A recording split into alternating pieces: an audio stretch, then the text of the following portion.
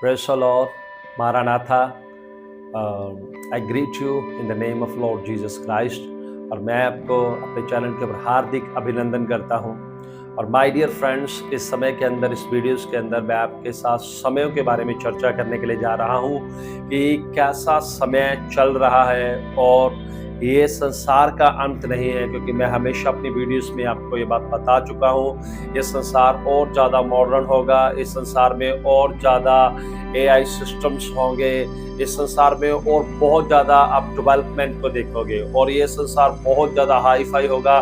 और एक ऐसा सिस्टम इस संसार को दिया जाएगा जब सारी करेंसी, सारे यूरो और सारे डॉलर्स, सारे रुपया, ये सब चीज़ों को ख़त्म कर कर एक ही सिस्टम संसार के अंदर एंटीक्राइस्ट जो मसीह विरोधी है वो स्थापित करेगा, और उसी एक सिस्टम के द्वारा इस संसार में देन लेन किया जाएगा।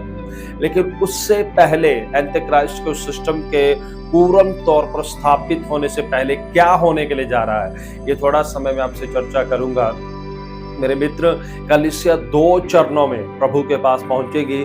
2 शिफ्टों के अंदर कलीसिया परमेश्वर के अनंत राज्य का हिस्सेदार होगी। पहला चरण वो लोग होंगे जो लोग इस समय में पवित्रताई के साथ और परमेश्वर के किंगडम के ऊपर अपने हृदय को लगाए हुए हैं, और पर्सनली व्यक्तिगत तौर पर जिन लोगों का परमेश्वर के साथ घनिष्ठ संबंध है, और जो लोग सिर्फ परमेश्वर के राज्य के पीछे हैं, परमेश्वर के आने वाले जगत के पीछे हैं, परमेश्वर की महिमा के पीछे हैं, और जिन लोगों का मिनिस्ट्री करने का उद्देश्य सिर्फ परमेश्वर के किंगडम को स्थापित करना है, और जिन विश्वासियों का उद्देश्य सिर्फ परमेश्वर के किंगडम को प्राप्त करना है, ऐसे बिल्कुल एक्यूरेट ऑन द बाइबल अपने लाइफ को जीने वाले लोग यीशु मसीह के साथ गुप्त रूप से अब कुछ समयों के बाद उठा लिए जाएंगे, और उसे कहते हैं कलीसिया का उठाए जाना। और मेरे मित्र, कलीसिया के उठाए जाने से पहले एक बात और होगी, और वो होगा मुर्दों का जी उठना। जिस प्रकार प्रेरित पौलुस फिलिपियों की किताब और उसका 3 अध्याय और 11 वचन में कहते हैं कि मैं इस पद को प्राप्त करना चाहता हूं कि मैं मुर्दों में से किसी भी प्रकार से मैं जी उठूं। तो ये एक प्रेरित के लिए, एक भविष्यवक्ता और एक सेवक के लिए सबसे पहले पर्सनली आपके लिए ये क्वेश्चन है कि क्या आप, अगर मसीह के कलीसिया को उठाए जाने से पहले आप मसीह में सो जाते हैं, तो क्या आप ऐसा जीवन जैसी सेवकाई को करके जा रहे हैं कि आप मुर्दों में से उठाए जाएं? ये सबसे बड़ी बात है। कलीसिया के गुप्त रूप से उठाए जाने से पहले चरण में, पहले हिस्से में, पहली स्टेज में जो कलीसिया संसार से जाएगी वो गुप्त रूप से जाएगी, किसी को कोई पता नहीं लगेगा। लेकिन ये वो लोग होंगे, मैं फिर से आपको कहना चाहूंगा, जिन्होंने बड़ी पवित्रताई के साथ प्रभु के साथ अपने जीवन को जिया है, जिन्होंने सुसमाचार के लिए अपने प्राणों को बलिदान कर दिया है, और जो लोग परमेश्वर के किंगडम के ऊपर अपने मन को लगाए हुए हैं, और जो लोग सिर्फ सच्चे सुसमाचार को, परमेश्वर के राज्य और परमेश्वर की महिमा और कलवरी क्रूस के द्वारा मनुष्य जाति को मिलने वाला उद्धार, इस प्रकार के सुसमाचार को अपनी सेवकाई में प्रचार किया है।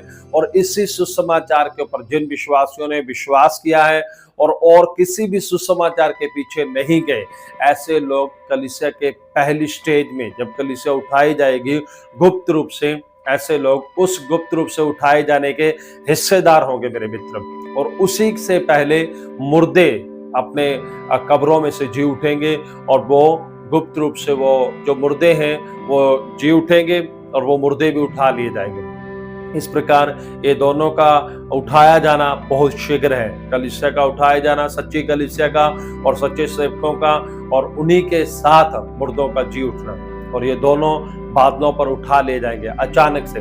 और उसके बाद क्या होगा, इस संसार में 7 साल का क्लेश, जो महाक्लेश है। क्लेश तो हमारे समय में चल ही रहे हैं, जगह जगह भूकंप आ रहे हैं, युद्ध छिड़ रहे हैं, जगह जगह पर महामारियां हो रही हैं और अकाल पड़ रहे हैं। ये क्लेश है जो हमारे समय में हम देख रहे हैं, और इनको देखते हम कितने विचलित हो गए, कितने डर गए, कितने भय के अंदर चले गए। सोच के देखिए महाक्लेश कैसा होगा। लेकिन महाक्लेश की एक खासियत होगी, महाक्लेश के होने से पहले 3.5 साल बिल्कुल हर देश के अंदर शांति होगी। एंटीक्राइस्ट मसीह विरोधी हर देश के अंदर शांति को स्थापित करेगा, युद्धों को रोक देगा, सब चीजें नॉर्मल कर देगा। लेकिन उसके बाद वो एक कानून पास करेगा 666 का, कि वो चिप हर एक व्यक्ति को लेनी अनिवार्य होगी और उसके बिना कोई व्यक्ति लेन देन नहीं कर पाएगा। तो उस समय ज्यादातर लोग 666 की इस मोहर को, सिस्टम को लेंगे जो एंटी क्राइस्ट मसीह विरोधी सिस्टम को लेकर आएगा। और बाइबल कहती है कि जो लोग उस मोहर को नहीं लेंगे वो लोग मार दिए जाएंगे, और जो लोग उस मोहर को लेंगे वो परमेश्वर के राज्य का, परमेश्वर के किंगडम का कभी भागीदार नहीं हो पाएंगे। और इस प्रकार मेरे मित्र, जो लोग उस समय उस मोहर को नहीं लेंगे और उस महाक्लेश में से गुजरेंगे, वो लोग कलीसिया के दूसरे चरण में होंगे, वो लोग दूसरे स्टेज में परमेश्वर के राज्य के वारिस बनेंगे। जब हम प्रकाशित वाक्य और उसका 7 अध्याय और 14 वचन को देखते हो तो वहां पर लिखा है कि वो लोग महाक्लेश के बीच में से, एक बड़ी भीड़ महाक्लेश के बीच में से जाकर गुजरेगी। ठीक है, तो आपको इस बात को जानना बहुत ज्यादा जरूरी है कि आप उस बड़ी भीड़ जो महाक्लेश में से होकर प्रभु के राज्य का हिस्सेदार बनने के लिए जा रही है, आपको उससे पहले ही तैयार होना है। उससे पहले भी एक भीड़ प्रभु के साथ जा रही है, और वो जो इस समय एंटीक्राइस्ट के रूल से पहले जिन्होंने अपने आप को डेडिकेट किया हुआ है, सही मसीहत के ऊपर मन लगाया हुआ है, सही सेवकाई को किया हुआ है, वो लोग उससे पहले जा रहे हैं, महाक्लेश से पहले। लेकिन जो लोग अभी कोऑपरेट करके बैठे हैं, जो लोग सब चीजों के पीछे चले गए, संसार के पीछे चले गए, मसीह में होते हुए भी और अपनी मिनिस्ट्रियों में भी उन्होंने बहुत सारी चीजों के साथ समझौता कर लिया, वो लोग महाक्लेश में से होकर प्रभु के साथ जाएंगे। लेकिन प्रभु सबको प्यार करते हैं, लेकिन उन लोगों के पास अब जो प्रभु ने अवसर दिया है वो लोग उसके प्रति गंभीर नहीं है, उसके प्रति समर्पित नहीं है, इसलिए वो प्रभु के पहले कलीसिया को उठाए जाने के चरण में, स्टेज में नहीं जा रहे, वो दूसरी स्टेज में जाएंगे जो महाक्लेश में से होकर जाना होगा। लेकिन मैं आपको अप्रिशिएट करता हूं कि आप महाक्लेश से पहले जो कलीसिया उठाई जा रही है उस कलीसिया का हिस्सेदार बने, सच्ची मसीहत के पीछे चलें, वचन की सच्चाई के पीछे चलें, परमेश्वर के साथ अपना व्यक्तिगत संबंध रखें और पवित्रताई के साथ चलें, और परमेश्वर के वचन को खुद के लिए पढ़ें, दूसरों को सिखाने के लिए नहीं, और परमेश्वर के वचन को अपने लिए पढ़ें और परमेश्वर के सामने अपने जीवन को अर्पित कर दें।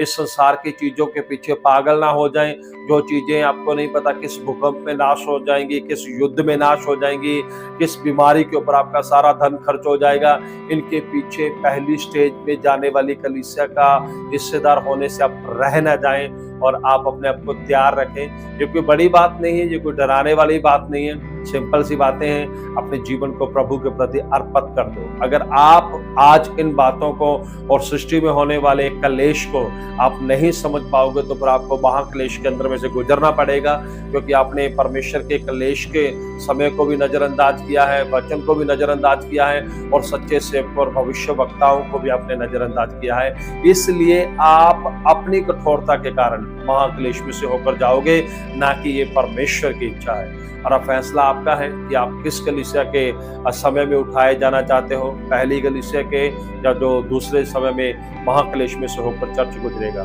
तो परमेश्वर आपको ब्लेस करे इन वचनों की, परमेश्वर आपको समझ दे सब वचनों की, और खुदाबंद आपको तैयार करे जो कलीसिया गुप्त रूप से जल्दी उठाई जाने वाली है, उस कलीसिया का आपको भागीदार बनने के लिए, उन सेवकों को संगति का आपको भागीदार बनने के लिए। और परमेश्वर आपको बहुत ऐसे ब्लेस करे। God bless you all.